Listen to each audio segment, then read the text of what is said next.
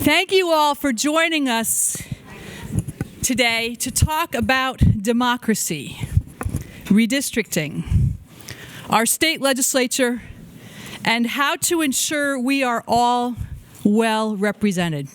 We have a very full day planned with speakers from across the country, from across the state, and across the political spectrum.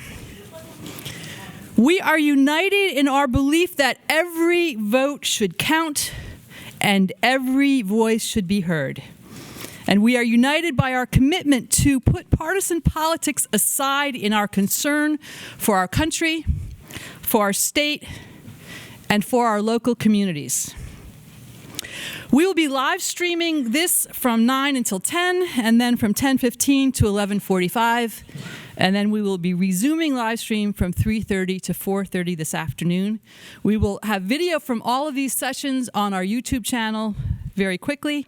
And we will also have video from all of our sessions on our YouTube channel. And we'll be sharing smaller sections on social media in the days ahead. There are restrooms. If you go out that door and turn right, you'll find restrooms. We'll have more announcements before the break at 10:15. Our goal today is to hear what's been learned in other states, to consider what that means for us here in Pennsylvania, and to explore the ways that we can partner with a broader demographic in this conversation, this historic and incredibly important conversation about elections, about redistricting, and about representation. I hope you were all encouraged by the election reform bill that was signed into law just a few weeks ago. That represented the most significant changes to our Pennsylvania elections in recent memory. And it was passed very quickly by our legislature with bipartisan support. Kind of unusual, and we hope a good trend. For further encouragement, I would like to announce now that as of this week, we have prime sponsors who have agreed to introduce Senate versions of House Bills 22 and 23.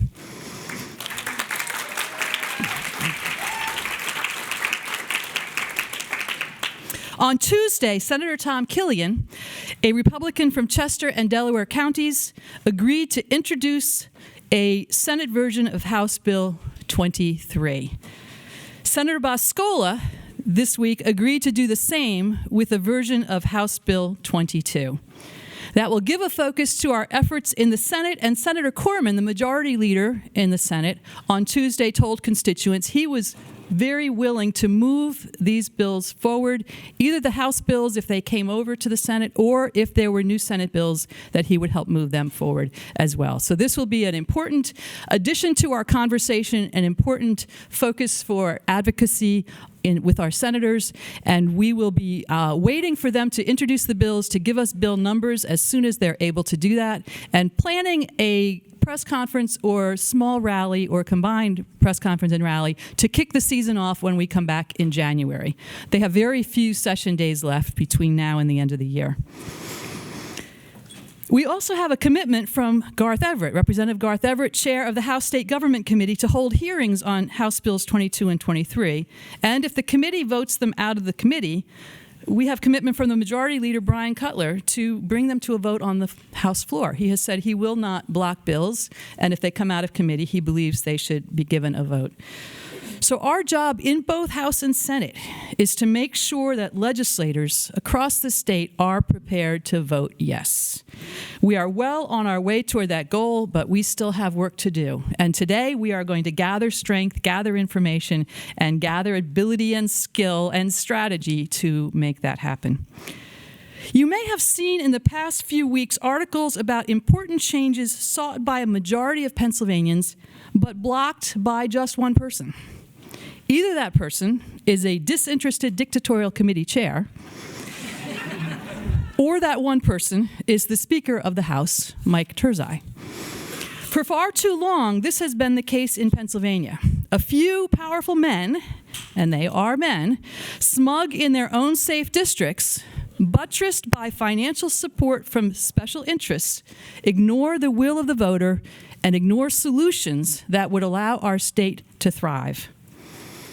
From its earliest history, Pennsylvania was first among equals. The first U.S. Capitol, the first U.S. Stock Exchange, the first U.S. Mint, first and only women's art school in America, first theater, first successful oil well. Pennsylvanians were early champions of abolition. The first American Abolition Society was founded here in Pennsylvania in 1775. And our Pennsylvania legislature was the first to approve the gradual abolition of slavery in 1780. Pennsylvanian Lucretia Mott organized one of the country's first women's rights conventions in 1852 in Westchester, in my own Chester County. From the start, Pennsylvania was in the forefront of American representation and of American science, medicine, education, literature, theater, printing, a model of representation, and one of the wealthiest and most powerful states in the nation. As the Industrial Revolution unfolded, that began to change. The Pennsylvania Historical Museum Commission has a fascinating page in their online history called The Era of Industrial Ascendancy. It describes Pennsylvania's importance in the Civil War, Pennsylvania's industrial enterprise, and natural resources as essential factors in the economic strength of the Northern cause. Our railroad system, in iron and steel industry, and agricultural wealth were vital to the war effort. In the years following the war, Pennsylvania's steel industry furnished the rails for the nation's railway empire, the structural steel for its modern cities, the armament for national defense. In the decades following the war, Pennsylvania led the nation in lumber, petroleum, natural gas, and coal. For years, for decades, more than half the steel in the entire nation was produced here in Pennsylvania.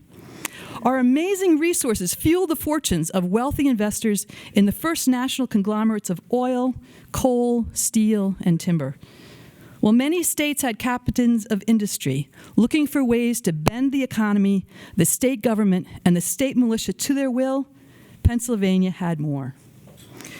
In 1906, construction of our current state capitol was surrounded by scandal, accusations of graft, and 5 men sentenced to prison, including the architect and attorney general. Our capital has been surrounded by scandal and accusations of corruption ever since. While other states passed laws limiting gifts, requiring full disclosure of donations, insisting on receipts for per diem expenses, most attempts at reform here in Pennsylvania have been blocked by the very same leaders who benefit most fully from those gifts and donations. The more we learn about Harrisburg, the more clearly we see the abuses of power. Leaders draw district lines to benefit themselves and their cronies. They tailor procedural rules to put power in the hands of an unaccountable few. They block attempts at meaningful reform so they can continue to enjoy undisclosed perks flowing through undisclosed channels. The recent polling we commissioned with Franklin and Marshall makes clear Pennsylvanians want change. We no longer trust our state legislature to represent us or to act appropriately on our behalf. More than half of us don't believe our legislators make decisions based on the best interest of our communities. More than 2/3 of us don't believe our legislators should have a role in drawing district lines. 7 out of 10 of us believe our state government needs reform. As we know well, there is no easy path to reform in Pennsylvania. We have no citizens' initiative. We have no procedural rules that ensure bills with public support are given a hearing or a vote. Our committee chairs are free to act as petty dictators. Our majority leaders can shut down bills with impunity. We live in interesting times. Voters are paying attention. New candidates are stepping up to run smart, active campaigns and challenge incumbents in both primaries and general elections. Many of those candidates are winning. Legislators who have long ignored the public are now paying attention and are wondering which way the wind will blow. Our job is to be that wind, the wind of change, insisting on fair elections, fair districts, fair process in the halls of Harrisburg. Our goal today is to renew that determination. Thank you for being part of this effort.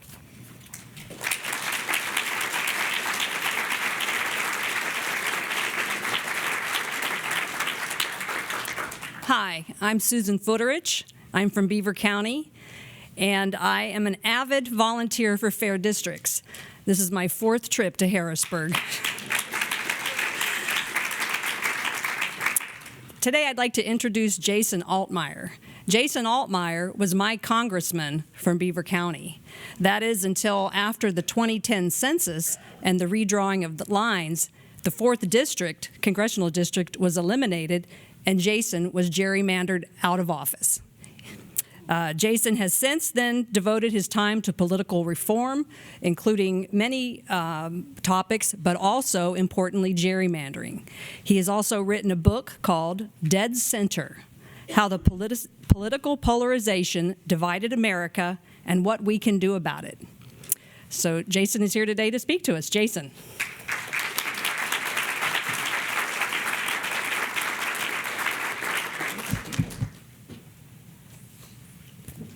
Thank you. Now, Susan did a magnificent job introducing me just now. She found out about 2 minutes before she spoke that she was going to introduce me. So you did an amazing job given the time you had to work with. So thank you. Thank you all. And it's so wonderful to see people like Susan here. I've seen so many friends this morning. I've seen folks from Beaver County and Butler County and Allegheny County, folks I used to represent. So I am thrilled to be here. I actually live in Florida now, outside of Jacksonville. But when Carol asked me to come, I felt obligated because after the last census in 2010, Pennsylvania, of course, lost 1 seat. We went from 18 seats to 17 seats, meaning 1 seat had to be eliminated.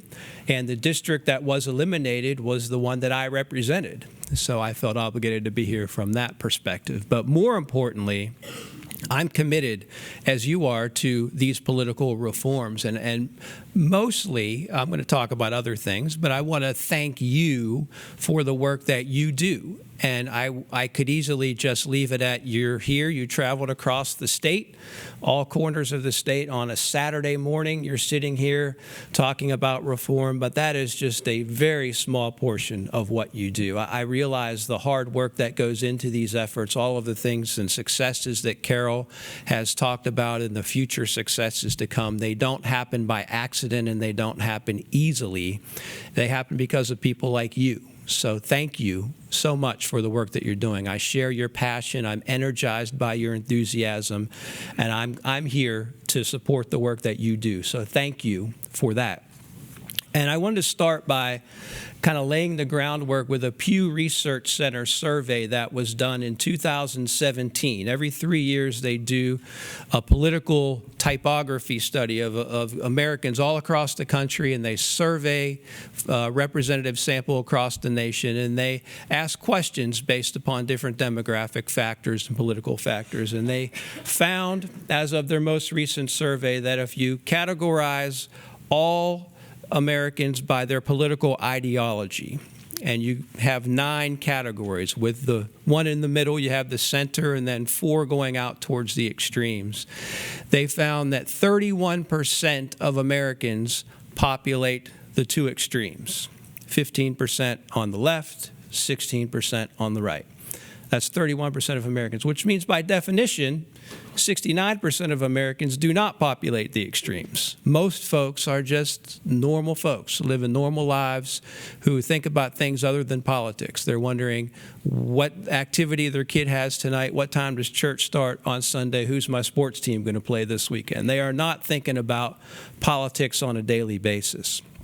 But what the survey also found from the Pew Research Center was that those 31% who represent the ideological extremes participate in political campaigns, give money to candidates, and most importantly, vote in primaries at double the level of everybody else.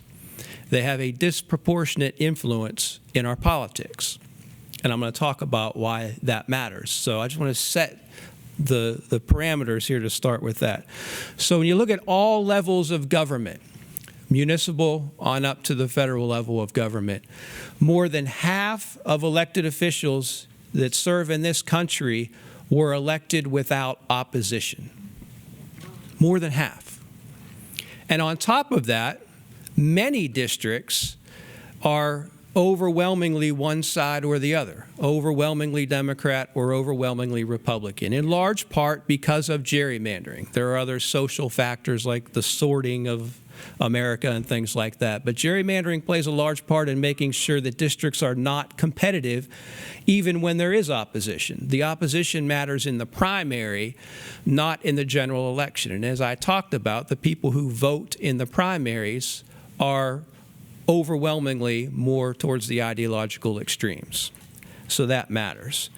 And when you're running for office in that type of environment, when you're thinking about your message and how you're going to handle yourself, and when you win, how you're going to conduct yourself when you're in office, you're going to think about that. You're going to think about pleasing the people who show up to vote, the people who determine your fate at the ballot box. And those folks are overwhelmingly on the extremes for a variety of reasons, which I'll talk about, but gerrymandering is a big part of that.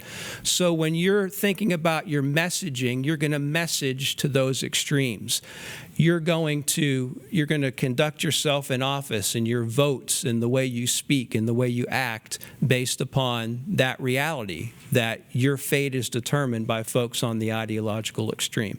And when you have a town hall meeting, this is the important part, in a district like that, that's overwhelmingly one party or the other, you don't hear a different point of view. All you hear is right on. Keep doing what you're doing and don't you dare compromise. And you take that back with you to Harrisburg or to Washington or whatever state capital you happen to be from, all across the country. And that's why compromise has become a dirty word in Washington and in Harrisburg and in other places, because you're punished at the ballot box for being somebody who is moderate, somebody who governs from the center, somebody who's willing to negotiate and consider other points of views. That's considered a negative. That's a campaign ad that people will run against you if you're willing to work with the other side. That's the situation that we find ourselves in. And when you think about gerrymandering, the issue that we're here today, it's so important here in Pennsylvania because we're facing now the 2020 census, which means, of course, the 2022 elections will unfortunately feature one fewer congressional district once again. Pennsylvania will go from 18 to 17 in congressional districts, and they'll have to redraw all of the House and Senate districts at the state level as well. So the work that you're doing is critically important. And when you look at what other states have done, I would point you, and I'm sure you know that, and usually I start these speeches, by the way, with a lecture on what gerrymandering means and Elbridge Gerry and the history, but I don't have to do that with this audience. So I love that part, so that frees up some time for other people. But you probably are familiar with the work of the National Conference on State Legislatures, and there's a political scientist who you may not be familiar with, or maybe you are, named Boris Shore, who's at the University of Houston, who I consider to be one of the preeminent scholars in this type of discussion with gerrymandering. And what they found is that more than half the states in America are more polarized than the United States Congress. And the U.S. Congress, I'm sure you're aware, is historically polarized, like never before since they've been monitoring this. And that's judged by the number of times voters cross over from Republican to Democrat. Look at the voting record of the most left Republican and the most right Democrat, and they almost never cross over, but the closer that they get determines polarization. Well, more than half the states have a higher level of polarization than the U.S. Congress, which again is at a historically high level. Guess which states those are? The states that have the highest level of polarization. They are the states that do not have redistricting reforms, the states where legislators are able to draw their own districts and make them as partisan as possible and get into that dynamic that I talked about where they never hear another point of view and they're punished for compromise. That's the half the states that are more polarized than the U.S. Congress. And I don't have to give you the long history of gerrymandering, but I will give you a short history of gerrymandering, which you're familiar with because one of them is Pennsylvania. after 2012 in Pennsylvania, and I'm just so you don't get concerned when I start this, I arrive at the point where gerrymandering is not a partisan issue, and both sides are equally to blame. So don't be concerned with where I'm starting here. In 2010, of course, the Republicans had a tremendous election all across the country. They won governor seats and state legislative seats and congressional seats, the biggest landslide for a party in 72 years. So, of course, they held all the cards. And in states like Pennsylvania and Michigan and North Carolina, where Democrats won a majority of the votes in congressional races across the states, at the end of the redistricting process, they had an overwhelming minority of the seats that were held in Congress. Now, if you look at Illinois and Maryland, and we have folks here from Maryland who are going to speak shortly, it was a different story where the Democrats used the redistricting process to their advantage, and the Republicans were unhappy with the result of that.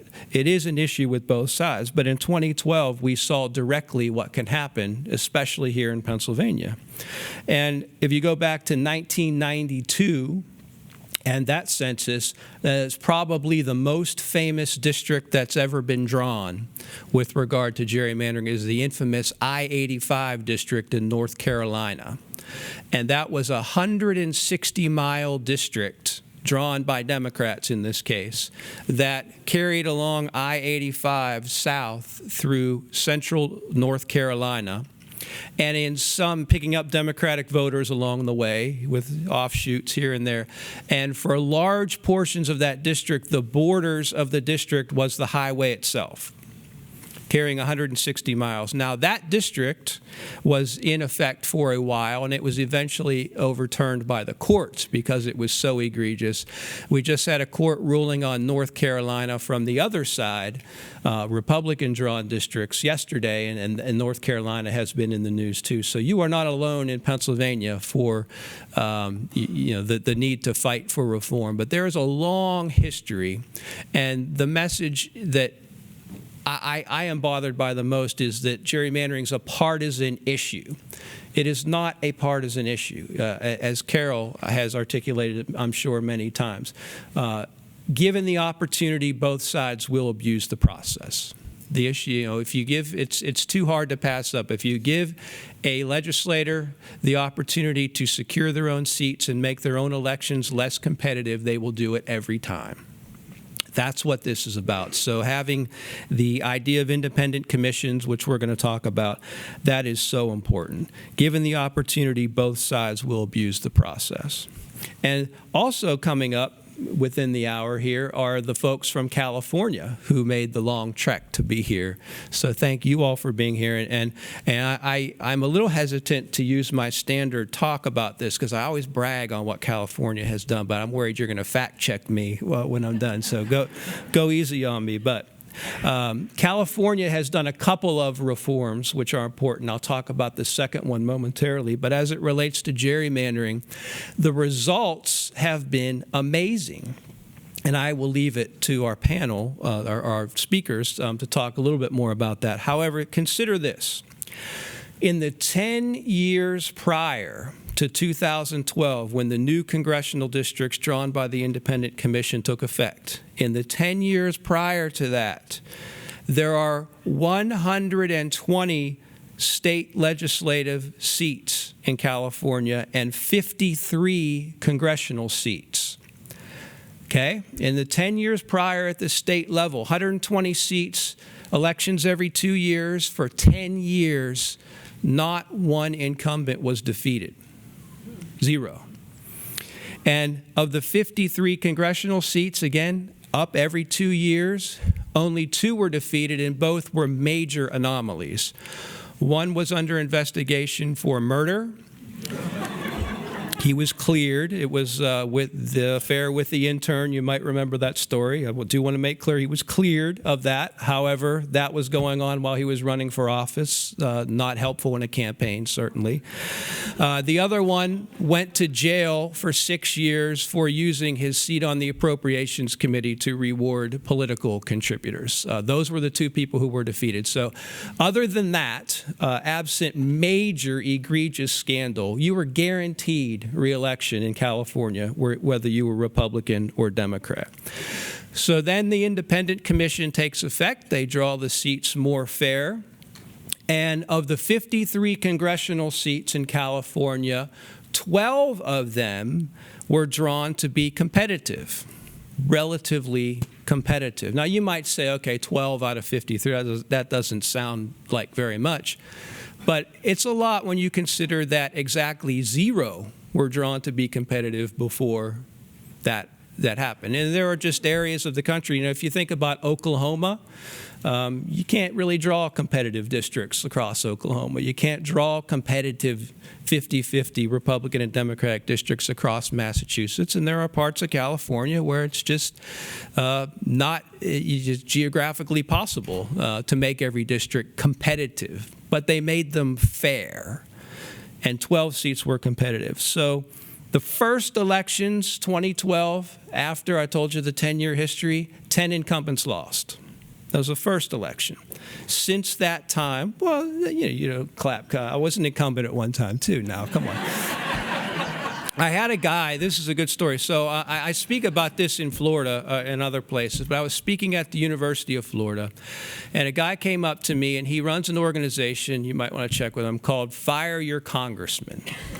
And he liked what I had to say. I was talking about my book, and he said, he gave me a shirt. It says, Fire Your Congressman, which is one of my favorite T-shirts. I wear it all the time, and because of the irony. And he says, I want you to run. I live up in near Jacksonville, Florida. I said, I want you to run in this district because we're trying to get rid of this congressman.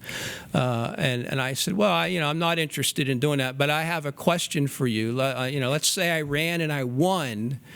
Now I'm the congressman. What does that mean? And he said, well, we'd have to take you out. And I said, this is true. And I said, I don't really like that plan. That doesn't sound very good. So you can take that anti-incumbency to extreme. But I digress. In California, 10 incumbents lost. The Public Policy Institute of California, which is, I believe, a nonpartisan think tank out there, right? Very, very widely respected. They found that compared to other states, California has a much more moderate and consensus-building legislature, and they have moved more towards moderation. And it's important because at a time when most other states in the country, as I talked about, are moving the other direction, they're becoming more polarized, more partisan, more extreme, California has come more towards the center, in large part because of their reforms. California is now rated among the most competitive election states in the country for their municipal, for their state, and for their federal elections. That, I say, in fairness, I mean, that would have been inconceivable 10 years ago, given the national reputation that California had for partisan politics. That has changed. They have a more collegial working environment, and I think the biggest result that you can point to that shows that this reform worked is after the 2012 elections, they went from 12% approval of the legislature to 42% public approval because they see that they're working together. So I want to point to some states that you can think about and some issues that you can think about when you're discussing reform of the redistricting process with legislators and with others. In Ohio, for example, and they didn't do this in the best way they could have, but they do have a requirement that districts match the partisan breakdown of previous elections to avoid that situation where you have an overwhelming result for one party in a state, but the districts are drawn in a way to nullify that effect, that the districts have to match the state's partisan breakdown. Again, it's not enforceable as strong as it could be, but it's a good way to look at things. In Arizona, they prioritize competitive districts. They want districts to be as close to 50-50 as they can be. And in a state like Arizona, that's possible to do that with most districts. And in Michigan, they passed redistricting reform, making sure that there were no political operatives, politicians, people involved in the political process on those commissions. So very important issues when you think about redistricting. I did, in closing, want to talk about the other reform that California put into place in 2012, and something that I'm passionate about, and that is open primaries, which is the ability of voters to vote in, Pennsylvania, you have independent voters that can't vote in primaries. But when you have districts that I talked about one half of American elected officials were elected without opposition, and many districts beyond that, only the primary matters. If you can't vote in the primary, you have no say in who your elected official is going to be. Open primaries allow independents to vote. You can do it different ways. California put everybody on the same ballot. I support this idea where Republicans, Democrats, Greens, liberals, independents, Reform Party, Libertarians, everybody's on the same ballot. Every voter, regardless of party affiliation, votes on that ballot, and the top two go on to the general election. And what that does, any type of similar, you can do it different ways, but ranked choice voting is the same type of thing. Just passed in New York, they have it in Maine. If you're a candidate running for office, currently, without that system, you only have to appeal to your narrow ideological extreme and you win, because I told you that's who votes. You have the other system where everybody's on the ballot at the same time and all voters can vote. If you're only appealing to that narrow ideological extreme, guess what? You lose. You have to appeal across the spectrum, not just to your base, but to the more moderate voters within your own party, to the centrists, voters, independent voters, and even to voters on the other side. And if you appeal to that and you widen your base, you have a much better chance of winning. And it changes the way you govern. It changes the way you speak. It changes everything about the way you represent that district. And I could give you examples of people I served with in Congress that I noticed the difference after California passed the gerrymandering independent commissions and the open primaries. They changed the way they operate because they had to. They became more moderate because that was the only way they could survive politically. So you're working on an issue associated with that, but equally important with redistricting reform. But open primaries is really important too. So thank you very much for having me. I'm thrilled to be here, and I really am inspired by the work that you do. Keep it up, and anything I can do to help, please let me know. Thank you.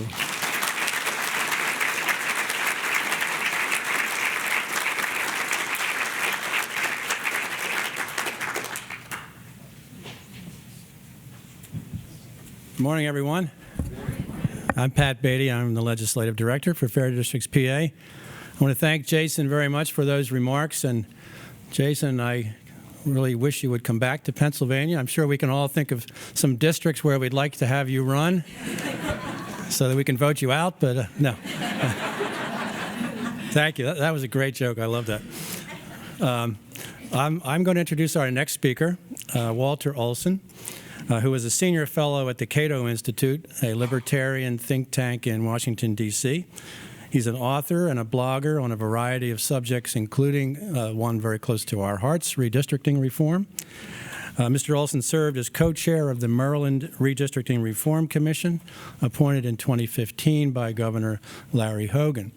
He just reminded me this morning that he was asked to serve again in an emergency capacity in 2018 for involving a particular district that needed to be redistricted. And he served in that capacity as well, which he can provide you the details with. So please welcome Walter Olson.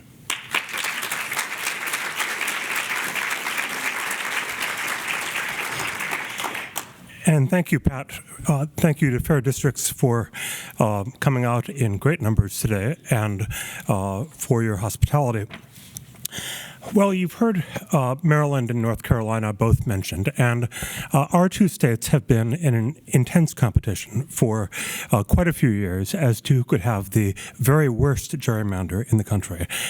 You think you've got a bad gerrymander in Pennsylvania? Stand back. Ours are so much better. You have Donald Duck kicking Goofy, and that's the most amusingly named district in the country. But we have, according to a recent tabulation, we have 3 of the 10 least compact districts in the country, of which by far the national champion is the 3rd, which has been described by a federal judge as a broken-winged pterodactyl, a praying mantis. I love acting these out. A praying mantis, and my favorite, because most evocative, as the blood spatters at a crime scene. And so 5 years ago, Christopher Ingram at the Washington Post decided that he would settle the Maryland versus North Carolina fight once and for all. And so he consulted the mathematical formulas for badness that various political scientists have developed to measure how bad gerrymanders are. And there were 4 different ways of doing this, and Maryland clearly was the worst on 3 of them. So right there, we should have had the championship. But North Carolina continued to resist for a while, and then the federal courts stepped in and struck down. Now, eventually, they tried to strike down the Maryland one, too. That didn't work. But prior to that, they struck down the North Carolina gerrymandering, leaving us as king of the hill. Now, you may also have heard from Congressman Altmire that the partisan shading is the opposite. If you drive an hour south of here, crossing into my own Frederick County, it is like going through the partisan equivalent of Alice's Looking Glass. All of a sudden, the Republicans become totally reasonable on gerrymandering issues.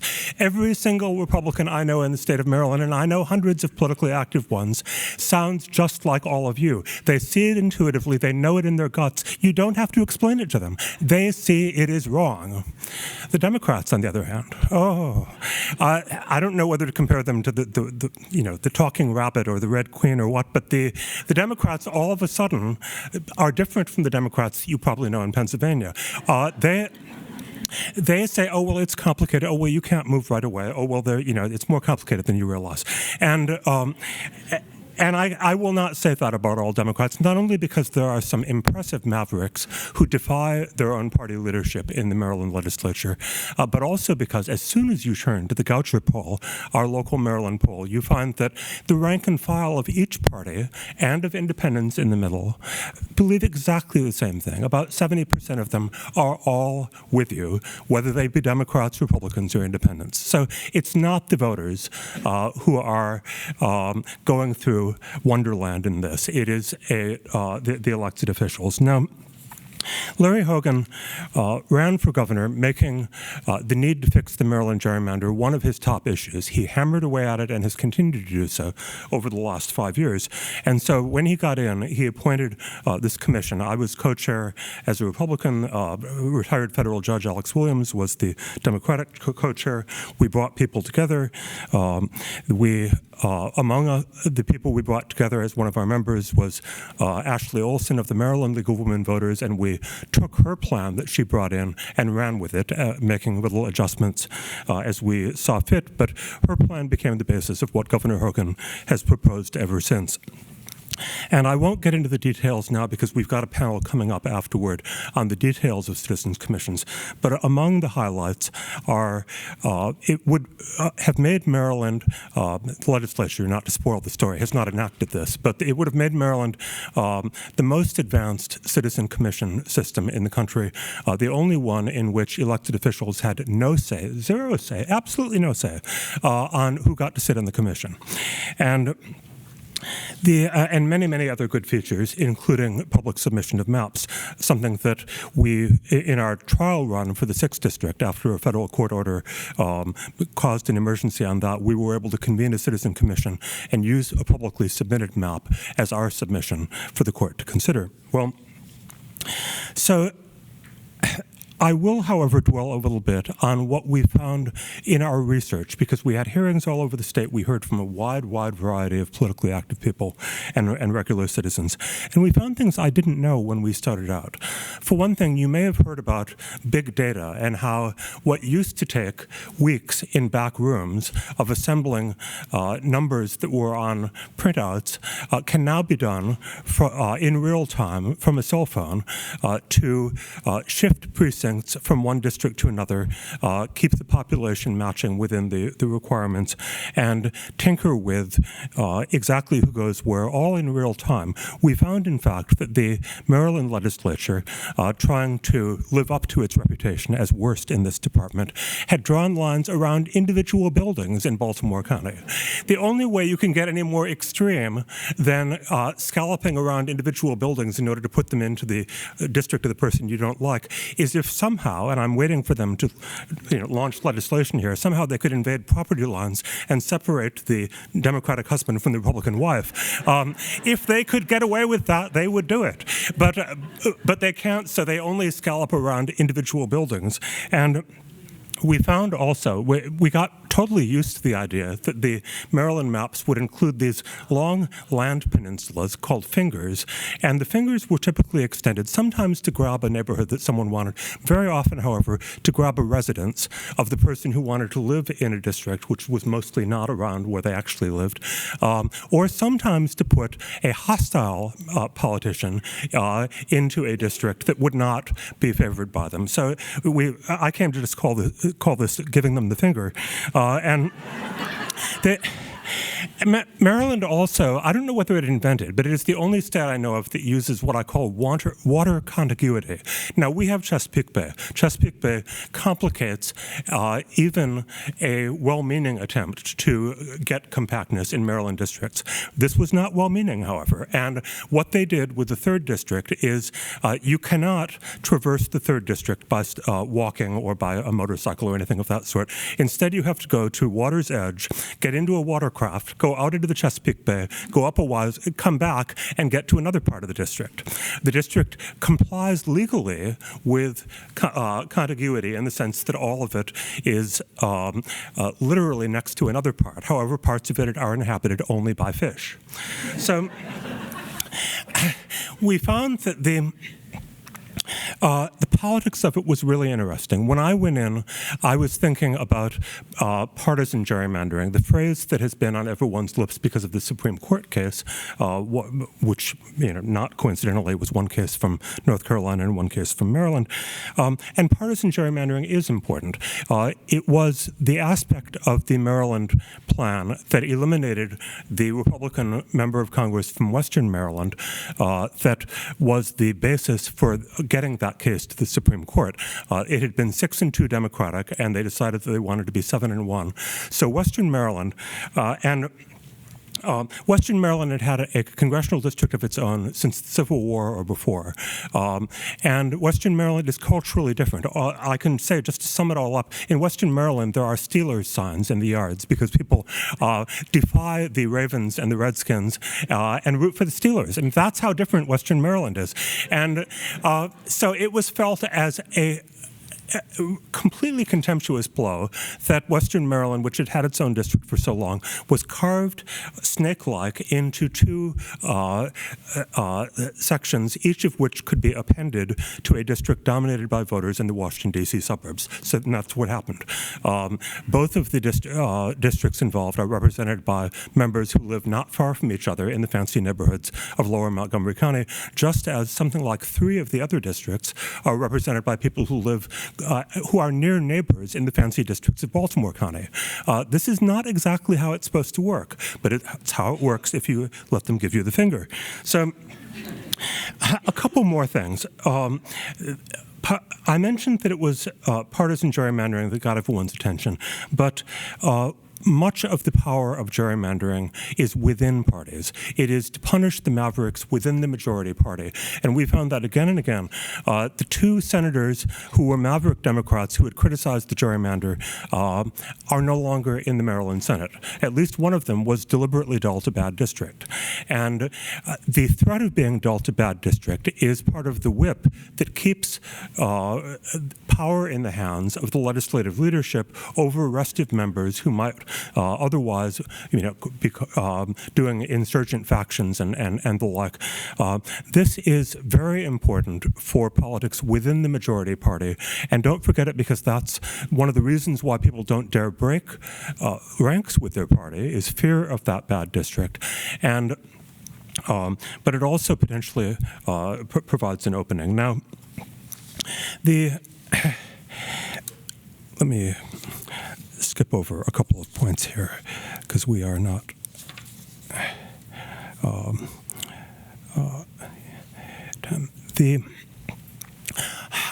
one more point that we found was that the politics of running for Congress changes when you have districts that sprawl all over the state.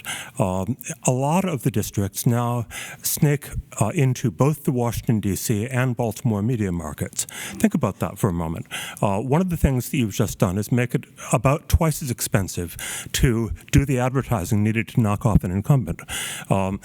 When a district is centered on a single media market, it's hard enough to knock over an incumbent, especially in the Washington and Baltimore cases where there might be 5 different members. But it becomes almost impossible to do it from a gerrymandered standpoint unless you've got a lot of money. And so the Maryland type of gerrymander winds up giving power to those who can raise a lot of money because it's more expensive to campaign, and also those who can bring out statewide interest groups. If you can bring out statewide interest groups, then you can bring out volunteers in Baltimore County and Prince George's County and Howard County and Montgomery County. What kind of candidate loses out? Suppose you have been an absolutely terrific local administrator in Prince George's County or in Howard County. People love you in that county, and both of those counties are big enough to support either an entire congressional district or much of one. But instead, in Anne Arundel County, a typical suburban county, which is not quite big enough to be a district, but is quite big, was sliced into 4 different pieces. Now, what that means is that excellence at local government no longer has a natural ladder upward. Instead, millionaires come in, and I'm not saying anything against our millionaires. Our millionaires are very nice. But nonetheless, they find that the gerrymandered system is good for them because they can make the overtures to the statewide interest groups, they can pour in the money needed for the heavy advertising. So my talk was billed as a libertarian look at gerrymandering. So let me talk a little bit about the different kinds of people who are not necessarily part of a Democratic-led coalition, as many states have. And from my own standpoint, the Cato Institute is libertarian. I don't speak for the Cato Institute when I talk about this, but a lot of them are cheering me on, frankly, because they totally agree with my approach. Libertarians are among the easier ones to get because libertarians are born with a deep, abiding suspicion of what incumbents do in order to get themselves reelected. It's just natural. You're not going to be an incumbent unless you're really suspicious of the use of power by incumbents. And gerrymandering is the absolutely classic instance of their doing so. But what do you say to people who are more self-identified as Republicans and perhaps as political Republicans? Well, there's several things I say to them, because I do go around. I've spoken in Pennsylvania and in North Carolina and various other states, speaking to right-of-center audiences about why they should join the coalition, why they should enthusiastically work for gerrymandering reform. One of the things I say is, in this country, we have rotation in office. Eventually, the other side will be in office. In the first place, voters remember it if you do the right thing before you absolutely have to, before the courts order you, or before the initiative gets on the ballot and the voters adopt it against your will. When most of these other routes are used, at that point you have become the minority party and you may not have any leverage. Come to the table now and talk about the way you'd like to see it, and maybe you can avoid some of the mistakes, because people criticize the Arizona plan, they criticize the California plan, and indeed there are things worth criticizing about those. There are things worth criticizing about the Michigan initiative.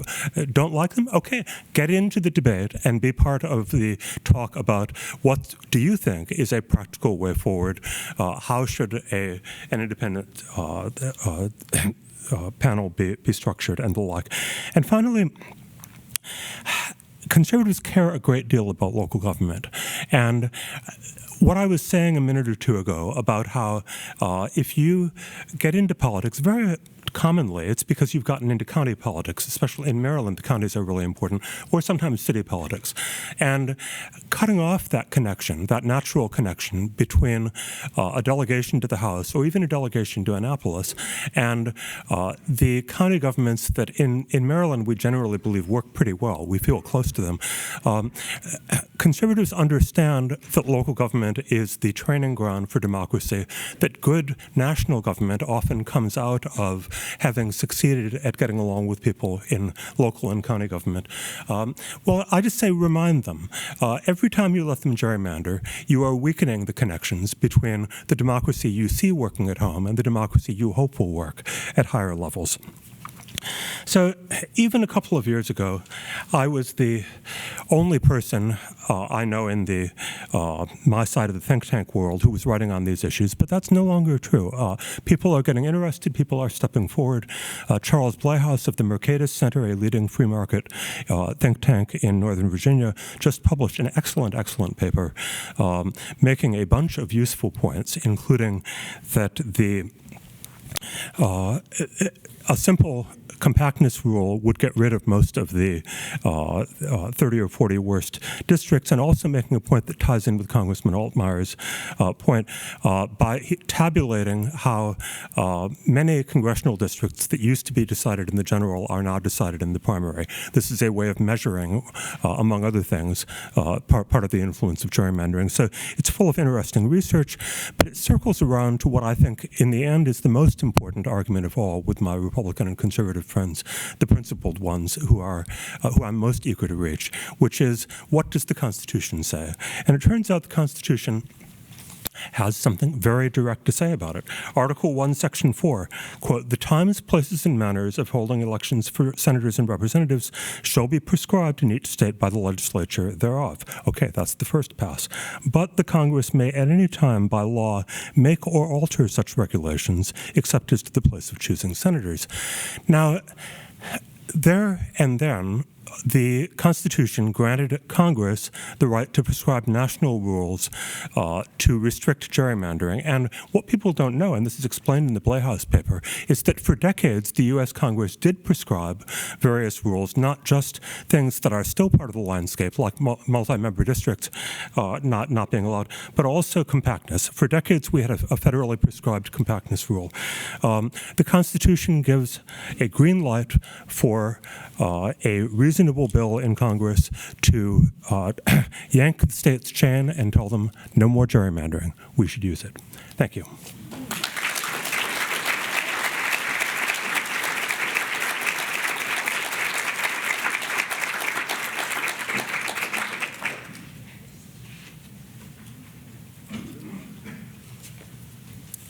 Thank you, Walter. I think you put a whole new perspective on giving the finger, and maybe we could get some mileage out of that at Fair Districts, PA. Good morning. My name is Denise Williams, and I volunteer in a few different roles for Fair Districts, PA. First, I'm the coordinator of the Luzerne County local chapter, as well as the Northeast PA regional coordinator. I also help coordinate municipal resolutions statewide and am part of the Fair Districts Advocacy Advisor team. As you can see, I'm all in, and I will continue to be until our mission has been accomplished. Thank you. Thank you. I have the privilege of introducing the three members of the first California Citizens Redistricting Commission. First, Gil Ontai is a faculty member and past campus director at Springfield College. He is also a practicing architect and urban planner. He served as a planning commissioner for the city of San Diego and as board director for its Center City redevelopment. He served on the California Citizens Redistricting Commission as a registered Republican from the city and county of San Diego. There's Andre Parvenu. He is a geographer, urban planner, community outreach specialist, and a former zoning analyst with the Los Angeles Department of City Planning. Mr. Parvenu presently serves as a planning consultant for several neighborhood councils in the city of Los Angeles. He is registered as no party preference and lives in Culver City in Los Angeles County. Jeanne Raya, is an agency principal at the John L. Raya Insurance Agency, a family-owned business established in San Gabriel in 1960. She earned a law degree from UC Davis and has served as staff counsel for the Board of Equalization and the Public Employment Relations Board. In private law practice for 14 years, Ms. Raya specialized in family law and probate. She served as president of the California La Raza Lawyers Association, as a member of the Committee of Bar Examiners, and as president of the San Gabriel Chamber of Commerce. She is a registered Democrat. Thank you.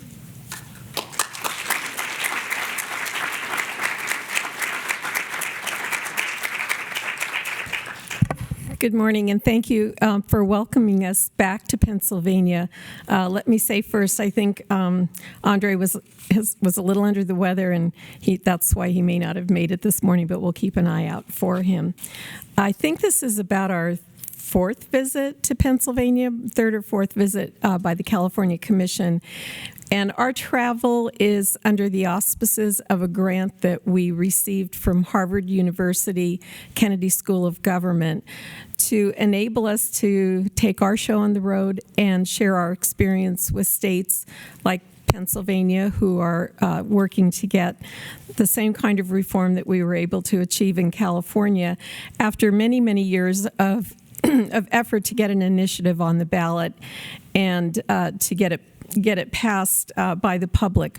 We did have a lot of support from Governor Arnold Schwarzenegger, who continues to be a tremendous advocate to end gerrymandering. We took our office in December of 2010. The commission was fully seated. The first 8 commissioners are chosen by lottery after a lengthy application process. We can call ourselves the Lucky 8. I'm one of the Lucky 8, actually number 1 of the Lucky 8. And then the 8 of us chose the next 6 commissioners to fill in gaps in political party, ethnic background, geographic region, just to balance and achieve the diversity that would totally reflect California, and Gil is one of the chosen 6.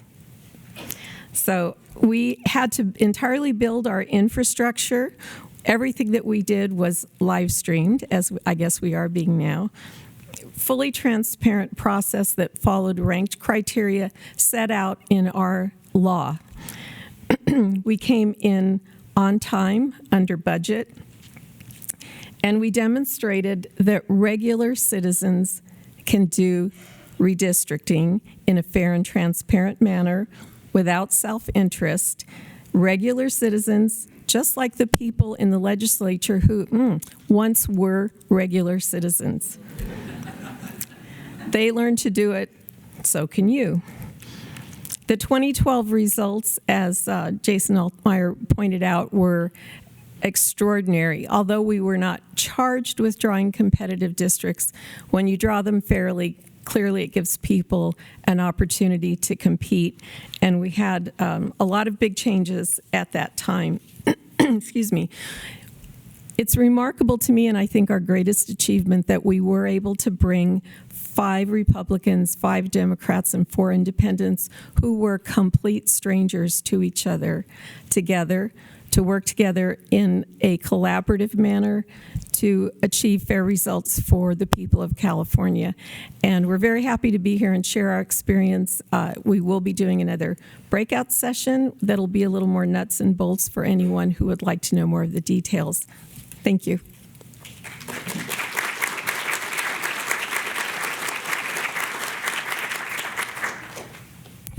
Good morning, everybody. So I'm Gil. I'm going to give you one guess what party I belong to. So thank you very much. We're very honored to be here. I want to start off by thanking Jason because his facts are very accurate about California.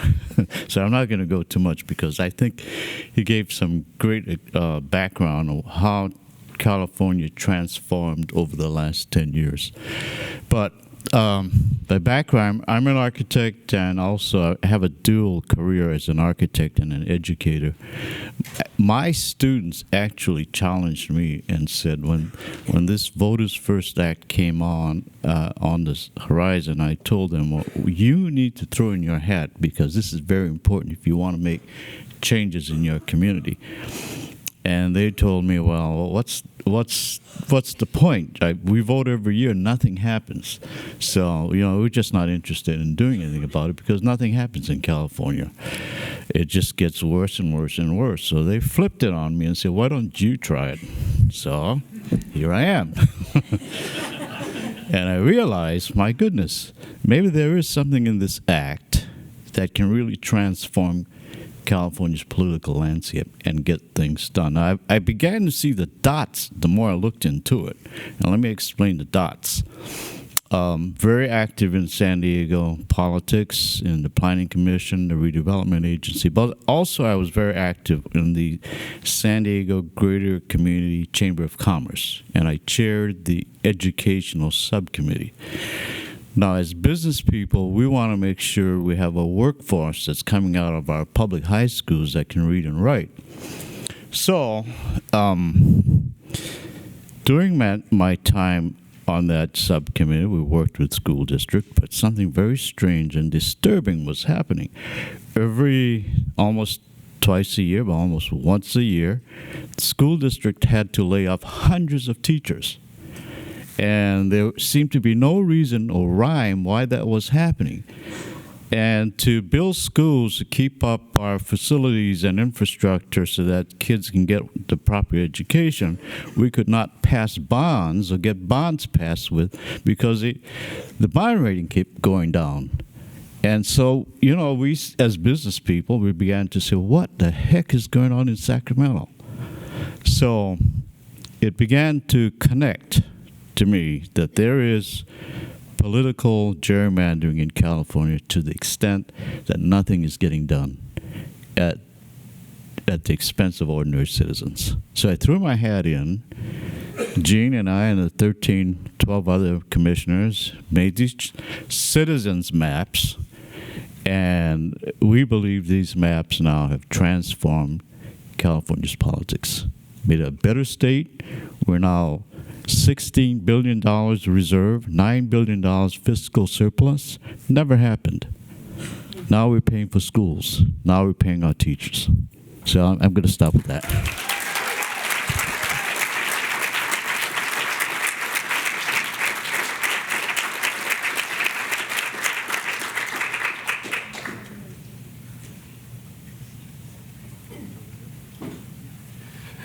Thanks, Jeanne and Gil, for your continued inspiration about the value of an independent citizens commission in creating fair districts. As we can see, not red, not blue, just fair. Jessica Jones Capparell is the Policy and Legislative Affairs Senior Manager at the League of Women Voters of the United States. It's a very long title for some very important work. In this position, Jessica works to deliver the League's message around federal advocacy priorities through lobbying and development of advocacy strategies. And her work carries her and her team from the surrounding district and states onto Capitol Hill on a regular basis. So Jessica's going to share from the League's perspective.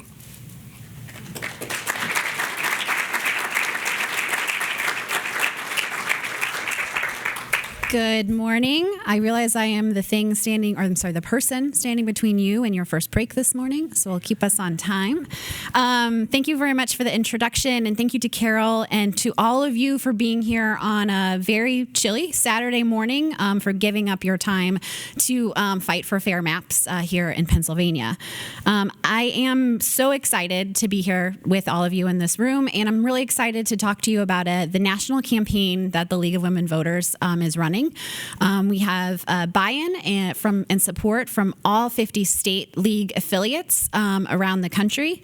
And this really comes out of the June Supreme Court decision in which the League of Women Voters of North Carolina was challenging maps in North Carolina, and their case was combined with Common Cause versus North Carolina. And then, of course, another case from Maryland was combined. So we really thought we had a Republican gerrymander, we have a Democratic gerrymander. This is the perfect opportunity for us to really put a lens on political gerrymandering and for the Supreme Court to take a stand. But of course, as you know, they did not. We all kind of took it personally in the office. Not because we had put so much work into it, right? But also because it's just not fair for voters. We need fair representation in every state, every county, every city, all across the country. So luckily we have this amazing CEO, Virginia Case, and our wonderful national president, Chris Carson, who's been a longtime redistricting champion in California, come together and say, okay, how do we stop being just pissed off, and how do we actually do something about this? So we came up with this plan to launch a People-Powered Fair Maps campaign. I'm partial to the name because I helped come up with it. And it's really the first national campaign in the League's history since in about 100 years. We'll turn 100 next February. And the first really national campaign we consider is the fight for women to get the right to vote and to pass the 19th Amendment. So this campaign, yeah.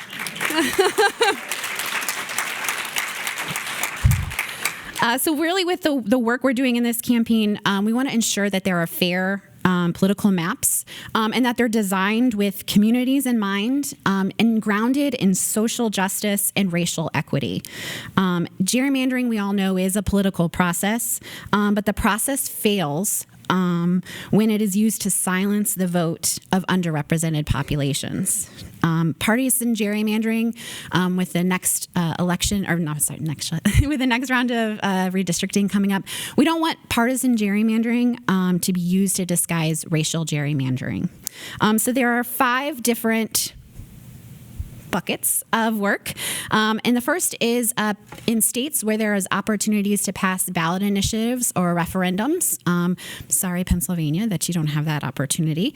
We're working with partners and communities in those states to get signatures, to get these things on the ballot so that voters can really approve a new independent map-making process. In 2018, we saw success in 4 different states like Utah and Michigan. Missouri has now an independent map maker, and for some reason, I can't remember the other one off the top of my head. But we know that voters really want to see independent redistricting commissions or independent processes in their states. So that's one of the ways that we'll be working on this campaign. Another way, and this is actually stems out of a court case that the League of Women Voters of Pennsylvania launched here. We're going to protect state constitutions. Some states have clauses in their constitutions that allow for free and fair elections. And under that clause, the League of Women Voters of Pennsylvania was able to challenge the maps here in the states. And so we want to protect those clauses around the country so that if we have to use them in the next round of redistricting, they're there for us to use as an option. We want to work on state legislative fixes, again, like here in Pennsylvania. There's a lot of opportunity for reform, I think, in all across the country. And I should say that I am an optimist. I like to see the glass as half full all the time, maybe full all the time. So I think that there's a lot of opportunities for reform, and whether that is putting in criteria that legislators have to follow to ensure that the maps they are drawing are fair or representative of the voters in their state, whether we're ensuring that there's public participation and transparency in the process, we can do that. Or if there's an opportunity to pass something that puts together a commission, we want to see that done as well. 2 more things, federal legislative fixes. The 2021 redistricting cycle will be the first redistricting cycle without the full protections of the Voting Rights Act. And that's scary. without preclearance. States that have traditionally had to have their maps approved, states like Texas, North Carolina, won't have to go through that process. And we could see another round of a 10-year redistricting cycle where we're stuck in the courts and voters have to have unfair districts and unfair elections based on the lines that legislators have drawn. So we want to put the full protections of the Voting Rights Act into place. We have an opportunity for the House to pass that bill, the Voting Rights Advancement Act, in the next week. And we'll be working with senators all across the country to pass it in the Senate as well. Keep your fingers crossed. And then finally, where the people-powered piece comes in on this, we have a real opportunity to continue to engage voters and normal people like us here in this room, on the process to tell them what's at stake, to make sure that they understand the critical components of redistricting, and to really get them activated to make sure that their legislators know that they care about how they draw the lines. So that's our campaign. We're really excited, and we're really excited to work with the League of Women Voters of Pennsylvania, as well as other leagues across the country.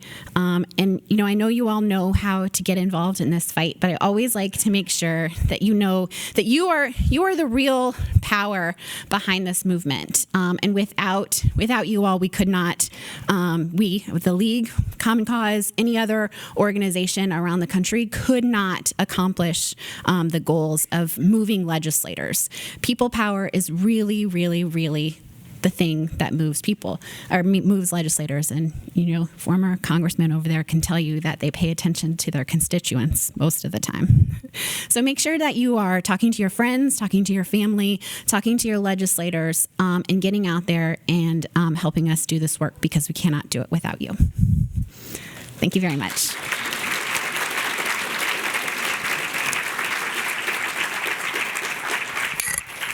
You'll be hearing from all of this morning's speakers again when we return for our panel. I want to remind you, we are a fiscal project of the League of Women Voters, and much of our work putting grassroots movements in place around the state was done with local leagues. Not all places, but many of the places that we effectively put groups in place was because there were local leagues that we were able to partner with. So we hit a wonderful moment in time where we were able to piggyback on the league's historic infrastructure in the state, and at the same time lots of little incipient emerging activist groups that jumped up in the last couple of years and put those groups together, which was part of how we were able to very quickly put a grassroots movement in place that has been sustained when there are other groups that got started and really had no infrastructure and no ability to continue to grow or communicate.